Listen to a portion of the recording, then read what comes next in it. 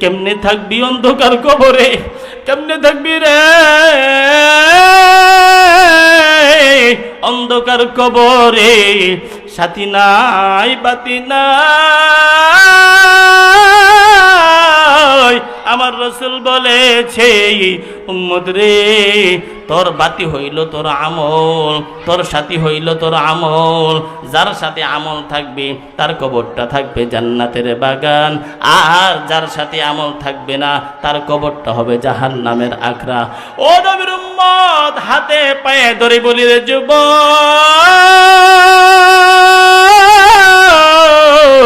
আজকে এই বাইতুল মুকদ্দাস জামে মসজিদের মাহফিল থেকে তওবা করে যাও। ও যুবক, আপনার মতন আমার মতন কত মানুষ হঠাৎ করে স্ট্রোক করে মারা যায় রে। ও যুবক, আজকে থেকে তওবা করেন। আল্লাহ, জিন্দিগির যা গুনাহ করেছি, ভুল করেছি, কবরের আযাব কোনদিন সহ্য করতে পারবো না। ও মালিক রে, তওবা করলাম, আজকের পর থেকে আর কোনদিন তওবা করব না।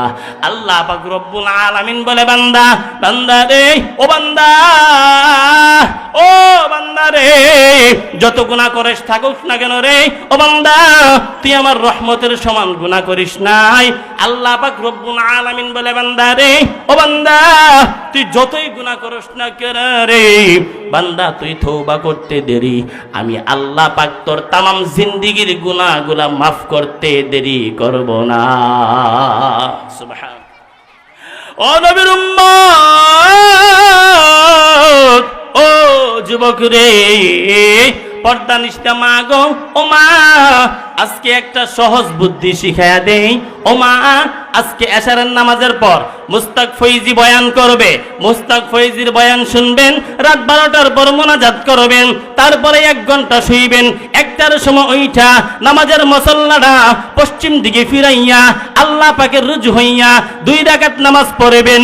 আয় আল্লাহ, যা করেছি ভুল করেছি, জিন্দেগীর গুনার জন্য 2 রাকাত নামাজ পড়লাম।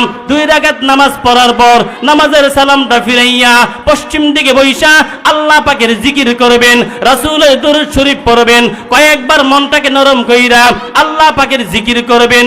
আল্লাহ পাকের জিকির শেষ, তারপরে নামাজ ছাড়া এক্সট্রা একটা সেজদা লাগাইবেন। সেজদা লাগাইয়া চোখের পানিগুলা ফালাইয়া ফালাইয়া আল্লাহর কাছে কানবেন। কেমন ভাবে কানবেন ফর্মুলা শিখাইয়া দেই। আল্লাহকে বলবা, আল্লাহ ও মালিক, ছোট থাকতে যখন অপরাধ করতাম রে, আমার আম্মার কথা যখন শুনতাম না, আমি অপরাধ করলে ঘর থেকে বের হয়ে গেলে আবার আম্মার কাছে ক্ষমা চাইলে আমার আম্মা আমাকে মাফ করে দিত রে। ও মালিক রে, আমার আব্বার কাছে যখন আমি অপরাধ করতাম রে, অপরাধ করার পর আব্বার কাছে মাফ চাইলে আমার আব্বা আবার আমাকে মাফ করে দিত। ও মালিক, আব্বার মনে কে মায়া দিল রে। ও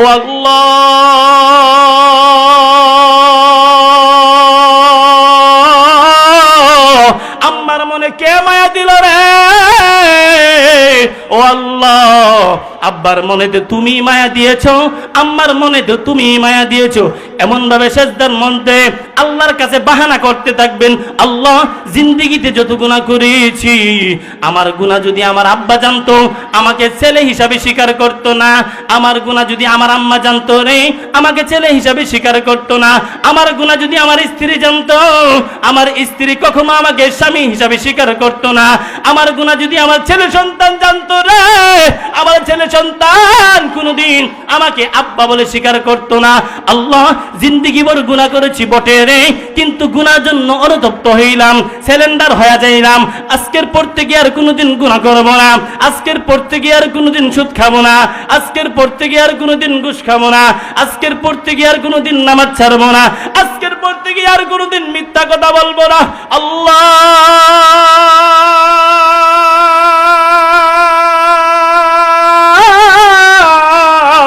তোমার বান্দা তোমার কাছে হাজির রে। ও মালিক, জিন্দেগীর সব গুনাহ লইয়া তোমার কাছে হাজির রে। আজকে যদি ক্ষমা করো তুমি আল্লাহ করবা, ক্ষমা না করলেও তুমি আল্লাহ করবা না। যতক্ষণ পর্যন্ত ক্ষমা না করবা ততক্ষণ পর্যন্ত সেজদা উঠাইতাম না। মালিক রে, জিন্দেগীর গুনার জন্য তওবা করতেছি, আর জীবনে কোনোদিন গুনাহ করব না। আয় আল্লাহ, আমাদের কাজ হইল গুনাহ করা, আপনার কাজ হইল গুনাহগুলো ক্ষমা করে দেওয়া। বান্দা গুনাহ করছে বটে, তুমি আল্লাহ কেন মাফ করতে না? আল্লাহ মাফ করতে চাই, আমাকে মাফ করা চাই। যতক্ষণ পর্যন্ত মাফ না করবা রে ততক্ষণ পর্যন্ত সেজদা থেকে উঠব না। আমার রাসূল বলেছেন, এমন ভাবে যদি বান্দা তওবা করতে থাকে রে, বান্দা তওবা করতে দেরি, বান্দার চোখের পানি নাকের গোড়ায় আসার আগে আমার আল্লাহ বান্দার তামাম জিন্দেগীর গুনাহগুলো মাফ করে দিবে।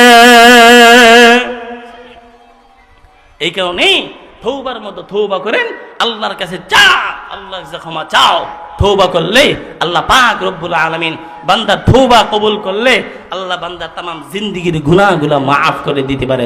এক সময় বাগদাদ থেকে একটা হজের কাফেলা কাবার দিকে হজ করতে রওনা দিল রে। কাবার দিকে রওনা দিয়েছে হজ করতে। প্রতিমধ্যেই হাজিদের মধ্যে একজন হাজি অসুস্থ হইয়া মৃত্যুবরণ করলেন। রাস্তার মধ্যে কি সামান থাকিনি কবর দেওয়ার জন্য? সামান নাই। একজন হাজি যে মারা গেল, এই হাজিকে কেমন ভাবে কবর দিবে? তাদের সাথে তো সামান নাই। একজন আরেকজন পরামর্শ করতেছে, লোকটাকে তো অন্তত পক্ষে কবর দেওয়ার দরকার, কিন্তু কবর কেমন ভাবে দিবে? তাদের কাছে তো সামান নাই। এই দিক সেই দিক ঘোরাফেরা করার পর দেখতেছে ওই সুদূর মরুভূমির মাঝখানে একজন মহিলার ঘর দেখা যায়। হাজিদের মধ্যে পরামর্শ কইরা ওই মহিলার ঘরে যাইয়া মহিলাকে ডাক দিল, মা গো, ও মা, আমাদের একটা কাফেলা কাবার দিকে যাচ্ছে হজ করার জন্য। আমাদের একজন হাজি সাহেব পথিমধ্যে ইন্তেকাল করেছে, কিন্তু এই হাজি সাহেবকে আমরা কবরস্থ যে করব, কবরস্থ করার জন্য কবর খনন করার মতন কোনো সামান নাই। আপনার কাছে একখানা কোদাল আসেনি, দেন, আমরা যেন লাশটাকে কবর দিতে পারি। মহিলা বলল, ঠিক আছে। বিপদে পড়ছেন, বিপদে ফালাইয়া কাউকে কষ্ট দিতে নাই, কিন্তু আমরা দেইনি বিপদে পড়লে কষ্ট। আমার ছেলে বিদেশ যাবে, বড় ভাইয়ের বউ ভাবি যাইয়া ছোট ভাই বাইরে, তোর বাতি যারা বিদেশ যাইব, 3 লক্ষ টাকা হইছে, আর 2 লক্ষ টাকা বাকি দিবিনি। ভাবি কেউ ঘরের মিজান টেহা নাই, তোমার ভাই টাকা দেয় না। আরেকজন কই, ভাবি গো, টাকা তো দিবা গো, লাখে 5,000 কইরা দিব। হা, 2 লাখ না 3 লাখ আছে, নিয়ে যাও। আমরা যদি সুযোগ পাই সুযোগে সৎ ব্যবহার কইরা দেই। ও নবীর উম্মত, আমার নবী বলেছে, তুমি যে সুযোগে সৎ ব্যবহার করলা, সুদ লইলা, মনে রাখবা কবরেও গেল তোমারে সৎ ব্যবহার করবে। কি কর? এদিক সেদিক আর বলতে চায় না। ওই মহিলা বলতেছে, বিপদের মধ্যে যেহেতু পড়েছেন, কিছু করার নাই, ঠিক আছে, আমার কোদালটা আপনাকে দিব রে কবর খনন করার জন্য, কিন্তু একটা শর্ত। শর্তটা কি? কবর খনন শেষ, আপনাদের দাফন কাফন শেষ, এই কোদালটা আবার ফিরাইয়া আমারটা আমারে দিতে হইব। আচ্ছা ঠিক আছে, কোদালটা দেন। ওই মহিলা থেকে তারা কোদালটা নিয়ে আইসা হাজি সাহেবকে মধ্যেই হাজি সাহেবকে কবরস্থ করবে। এই কারণে হাজি সাহেবের কবর খনন করা হচ্ছে।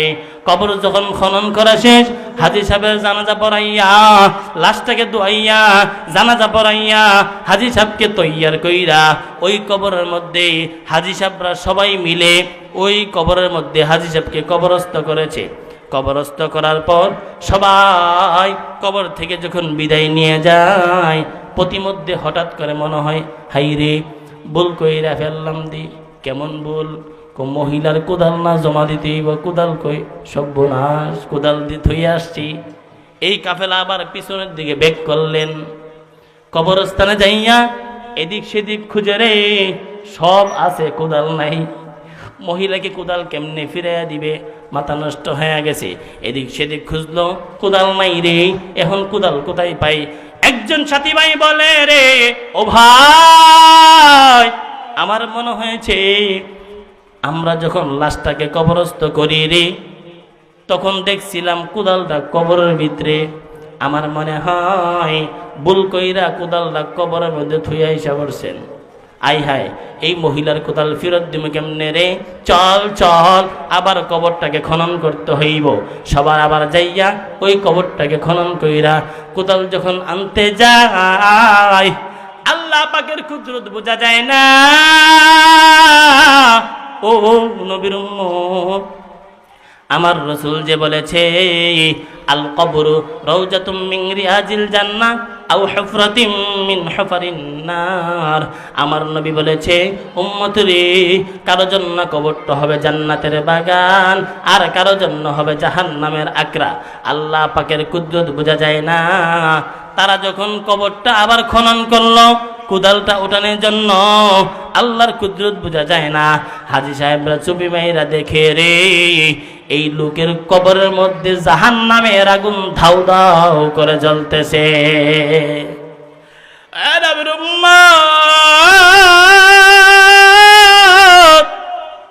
সব হাজিগুলা অভাব হয়ে গেল রে। এই লোকটা না হজে যাইতেছিল, এই লোকের কবরের অবস্থা এমন কেন? বলা হয়েছে এই লোকের দুই হাতের মধ্যে আগুনের বেরি পরাইয়া আগুনের বেরিটা কুদালের ডান্ডার সঙ্গে তালা মারা রেখেছে। তারা ভয়ে আর কবর খনন করলেন না, কবরটা আগের মতন থইয়া তারা বাইতুল্লাহর দিকে চলে গেলেন। বাইতুল্লাহ থেকে হজ করার পর বাইতুল্লাহ থেকে যখন ফিরে এসেছে, বাইতুল্লাহ থেকে ফিরে এসে এই লোকগুলা আবার যার যার গন্তব্যস্থানে পৌঁছায়া যায়। গন্তব্যস্থানে পৌঁছায়া যাইয়া সব হাজিরা এই হাজী সাহেব, যে হাজী সাহেব মারা গিয়েছে, তার বাড়ির মধ্যে যায়।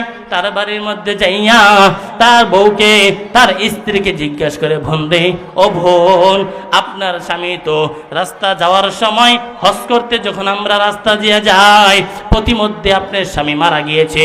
কিন্তু একটা ঘটনা, আপনার স্বামী যখন মারা যায় আমাদের কাছে কোনো সামান ছিল না। আমরা একটা বাড়ির মধ্যে যাই, একজন মহিলা থেকে একটা কোদাল আনি রে, ওই কোদালটা আইনা আপনার স্বামীর কবরটা করার জন্য আমরা কোদাল ব্যবহার করি।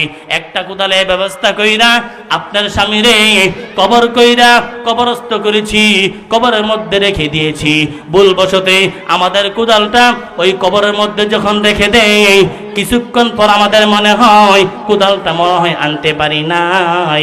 কিছুক্ষণ পর যাইয়া দেখি রে, এই কবরটা খুইরা আপনার স্বামীর কবরের মধ্যে শুধু জাহান্নামের আগুন আর আগুন। ও হাজী সাহেবের স্ত্রী রে, আপনার স্বামী এমন কি কাজ করেছে যেই কাজের কারণে আপনার স্বামীর কবরের মধ্যে আগুন ধাউ ধাউ ধাউ ধাউ করে জ্বলতেছে?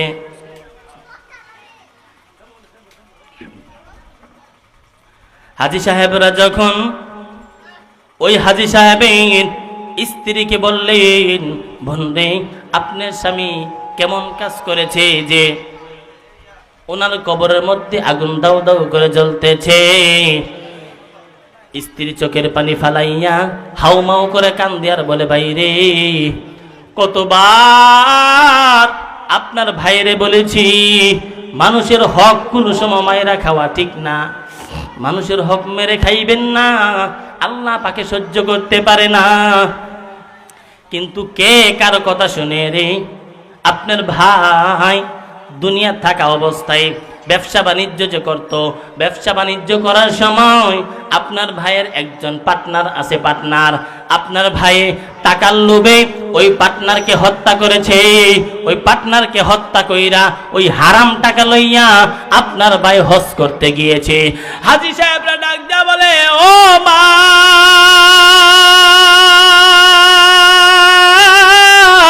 বুঝেছি তোমার স্বামী অন্যের হক মারার কারণে আজকে তোমার স্বামীর কবরের মধ্যে জাহান্নামের আগুন দাউ দাউ করে জ্বলতেছে।